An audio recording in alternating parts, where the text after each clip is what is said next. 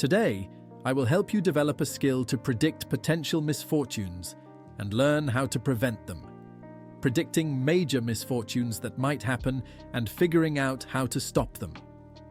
Of course, we can't apply this to everything in life. That would be impossible. But we can apply these insights so that you can use the lessons from this video in many aspects of life, making your journey smoother and avoiding many crises. It's no coincidence, as I have mentioned quite a few times, that the phrase crisis, combined with an age group, is something we see more and more often now.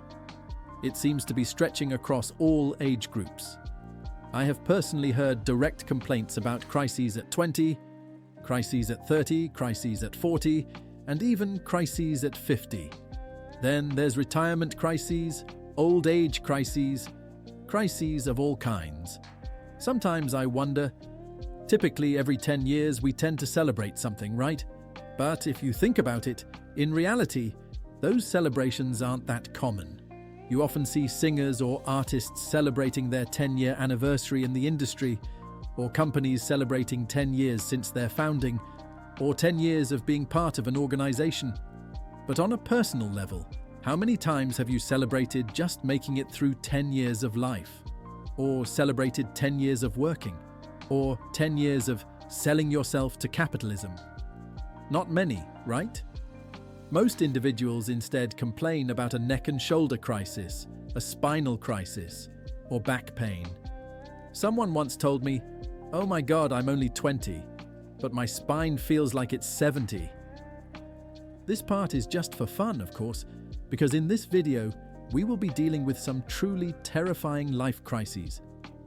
I want to create a light-hearted and humorous atmosphere before diving into serious topics. More than anything, I hope this video helps you develop a strong mindset and understand how to navigate your life in a wiser and more effective way. Now let me ask you a question. Suppose you are a department head. People respect you, or at least you think they do. Maybe they listen to you simply because you hold the title of department head. Your salary is great, around $3,000 per month, and you have held this position for 2 years.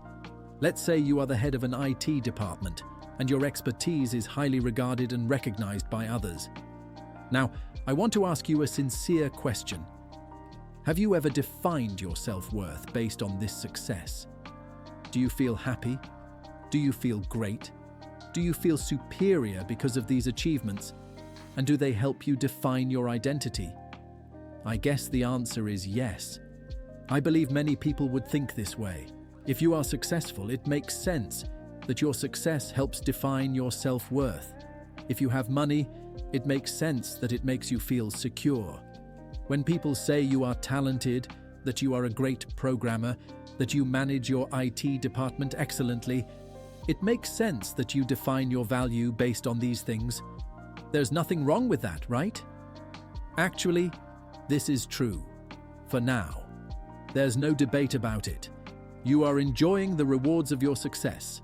But now let me ask you a more difficult question. What will happen when you retire? Retirement means you won't be working anymore. Maybe you realize that you are getting older, while the people in your field are getting younger. When you were younger, you defined your self-worth through your job. But when you retire and can no longer work, what defines your value then? This is one of the major reasons, not the only reason, but a significant one, why people experience retirement crises or midlife crises. If you define your worth through your career, then one day, when your career leaves you behind, what do you have left? You feel like you've lost your value, or at least in your mind you believe you have. This is one of the most terrifying crises in life, especially at an age when your health may no longer be at its peak. Of course, some people choose to keep working and never retire, but does everyone have that option? Or will there come a time when they are inevitably replaced by a younger generation and forced to retire? Now, let's talk about something else.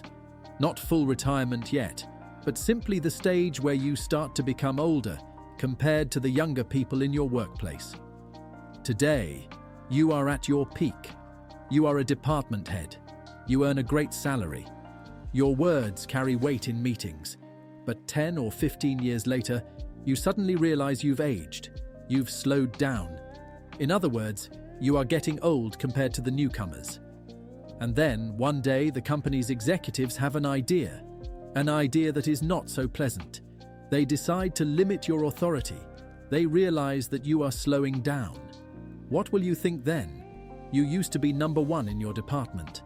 Now they may not demote you all the way to the bottom, but they push you down to, say, rank 5. Rank 5 is still good, but you are aware of the loss. You feel like something has been taken from you. The things you attached to your identity, your position, your salary, are slipping away. So what do you have left? Because in the past you defined these things as your value. But now that they are being stripped away, you feel lost, you feel abandoned, you fall into a crisis. That's why there is one fundamental principle in life. Do not define yourself by things that are almost certain to change.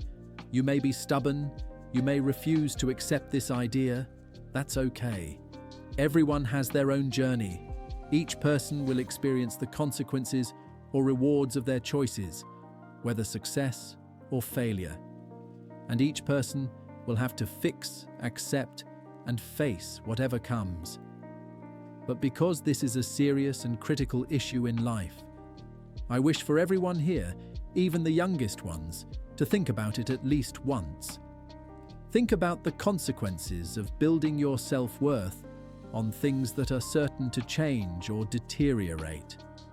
Because when those things change, if you're lucky, they change for the better. But in most cases, they decline, they disappear. And when that happens, what remains of your value?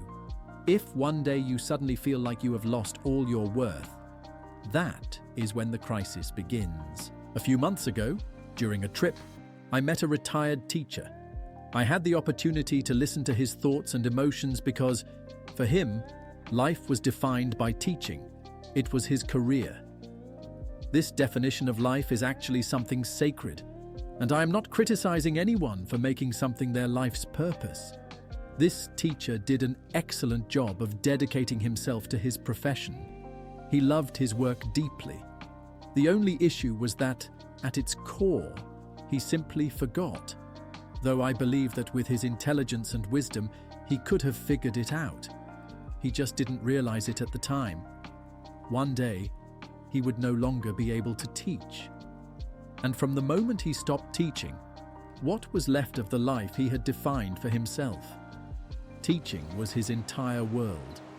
Now that he was no longer teaching, in simple terms, he had just lost the very thing he valued most. He struggled with this crisis for years. When people are young and face a crisis, at least they still have their health. But at an older age, going through a crisis can be devastating, because by then, you are no longer physically strong. However, there was something truly remarkable about this situation. In times of crisis, the way intellectuals respond, like this retired teacher, can be quite inspiring. He was deeply saddened, but then he thought to himself, "Well, I'm old now, and I don't know how much time I have left. Life is unpredictable, so why don't I take a taxi and go visit my old friends? Over the years, we've all gone our separate ways, and I haven't kept in touch. Now I will go and see them. If they welcome me, I'll stay for a few days. If they are busy, I'll just stop by for 10 to 15 minutes and leave. That's fine too." In short, he found something to do. He took action, rather than sitting at home every day reminiscing about his teaching career and longing to return to it, which was no longer possible due to his age. He told me that, despite feeling stressed at his older age, he still took a taxi and went to visit his friends, and that joy started to return. Initially, he thought his old friends might only greet him casually, since they had their own lives now. But there was something he hadn't considered. His friends were the same age as him. They were also retired. They were just as lonely as he was. When they met again, the emotions were overwhelming. But he didn't stop there. After visiting his old friends and feeling happier, he continued traveling back and forth. Eventually, he decided to go on trips, and that became his new source of joy. Although he never explicitly stated a new life philosophy, from my perspective, I could see a clear shift in how he defined his self-worth. At first, he had defined his value externally through his career, but now he had redefined it based on himself, on what he wanted to do, on the choices he made. He adapted. Isn't that a much more sustainable way to define self-worth? You always have the right to define your own value. If you define your value as the boat you're sailing on, then when that boat gets old or falls apart, you have nothing left. But if you define your value by your ability to row, by your ability to swim, then if a storm comes and your boat is destroyed, you will be ready to jump onto another boat if you need to. When you place your value in your ability to respond, in your intelligence, and in your personal growth, your life will no longer be shaken by overwhelming crises. Now let me give another example about love. Does anyone among you define your self-worth based on love? Maybe you are lucky, and by some deep connection, you meet a girl or a guy, and you love them passionately, deeply. Sometimes, in moments of high emotions, you even say, "You are my life." When I hear this, I get really scared. If you see someone else as your life, it means you define them, or rather, you define this relationship as your life itself. There is an equivalence, a placing of your self-worth onto something external, which in this case is love. This is extremely dangerous, and it has caused many tragedies for people in society. Because if they break up, some people go completely insane, literally insane. Some people take 5 or even 10 years and still cannot move on because they have defined their self-worth, their entire life, by this relationship. Now that the relationship is gone, where is their worth? This is truly serious. There are even more extreme cases, but I won't mention them because they are too horrifying. Now, let's go back to the key idea. It's actually very simple. Avoid falling into this crisis by becoming aware of it early on. Do not define your self-worth based on things that are easily changeable. This applies even when things improve. If something is prone to change, do not define your value based on it. However, there are even more unfortunate cases where people define their self-worth based on things that are guaranteed to deteriorate sooner or later, like careers, physical appearance, or fame. Even before they completely lose these things, just seeing a decline is enough to throw them into a crisis, isn't it? You must be very cautious. If you want to find something to define your self-worth, look inside, not outside. Focus on values such as adaptability, problem-solving abilities, critical thinking, and the ability to find joy in life proactively. For example, let's talk about adaptability. What do you do when you are alone? Many people feel lonely, but if you enjoy reading, for instance, you can simply pick up a book and read. The joy doesn't come from the book itself. It comes from your ability to adapt. If your friends invite you out, you can go and have fun that way. But if no one is around, you can also sit down and read, and still find joy in that. Either way, you are happy. That is adaptability. That is flexibility. That is what you should aim for, right? Some people even say, "My life is about reading books. My joy is reading books."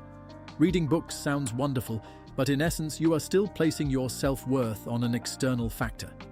Let me put it simply. What if 3 years later, the theories in those books turn out to be wrong? What if they are proven incorrect? Many people would feel deeply disappointed. But why should you feel that way? The key is to define your self-worth based on your willingness to change when given sufficient reason to do so. You change when you discover something is wrong. That's it. There is no problem with that. If you stay loyal to the truth, that is what matters. The only time you deserve criticism is when you betray what is right. Once again, I want to remind you, look within yourself. Define your self-worth based on what is inside you and your life will be much more stable and fulfilling. And that is what I wanted to share with you in this video. Thank you for listening. Goodbye, and see you next time.